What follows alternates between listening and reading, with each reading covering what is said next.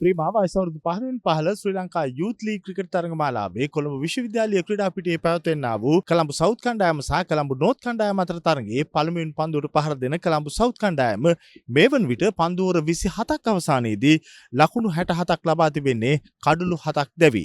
පන්දු ඕවර 27ක් අවසානයේදී ලකුණු 67කට කඩලු 7යි කොළඹ සවුත් කණ්ඩායම මියුරු බණ්ඩාර ලකුණු 15ක් ඒ වගේම චෙනුකුමිත්සර ලකුණු 13ක් සහ රනිදු රණසිංහ ලකුණු 14ක් ලබා ගන්නට සමත් වුණා.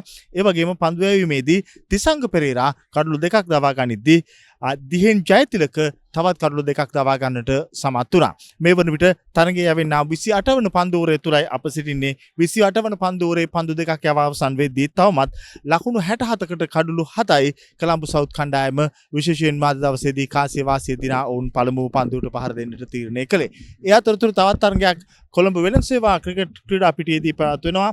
එහිදී මහනුවර කණ්ඩායම සමගින් ගාල්ල කණ්ඩායමයි තරඟ කරන්නේ. එහිදී ගාල්ලේ කණ්ඩායම කාසිය වාසිය දිනාගෙන මහනුවර කණ්ඩායමට පන්දුවට පහර දෙන්නට ආරාධනා කළා. ඔවුන් පන්දු ඕවර 41ක් අවසානයේදී කඩලු 5ක් දැවි ලකුණු 157ක් ලබා තිබෙනවා.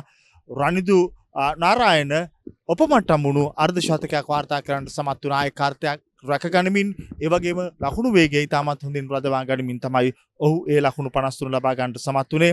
සන්රු අනුහස් ලකුණු 35ක් ලබා ගනිද්දී සසිත බණ්ඩාර තවත් ලකුණු 23ක් එක් කරන්නට සමත් වුණා. දැන් මන්දිල් ගුණවර්ධන සහ ඉමන්ජිත් දිසානායකයි නොදවි කඩුල්ලේ රැඳී සිටමින් මහනුවර කණ්ඩායම වෙනුවෙන් පන්දුවට පහර දෙමින් සිටින්නේ. ගාල්ල කණ්ඩායම වෙනුවෙන් පන්දු යවමින් ගෙසුදු බිසස් ගයුක කවිෂ්ක ගිහාන් ගිම්සර කවිෂික ආයශාන් සහ මෙත්මිල් රශ්මික ක්‍රීඩකින් 5 දෙනාම නැත්නම් මේ පන්දු යවන්නන් 5 දෙනාම එක් කඩුල්ල බැගින් දවා ගන්නට සමත් වුණා. වෙළඳසේවා ක්‍රිකට් සංගම් ක්‍රීඩා පිටියේදී මහනුවර කණ්ඩායම පන්දු ඕවර 41ක් අවසන ලකුණු 157යි කඩලු 5කට. ඒ වගේම අප මේ සිටිනා වූ කොළඹ විශ්වවිද්‍යාලීය ක්‍රීඩා පිටිය තුල කොළඹ සවුත් කණ්ඩායම මේ වන විට කඩලු 7ක් දැවි ලකුණු 67ක් ලබා ක්‍රීඩා කරමින් සිටිනවා.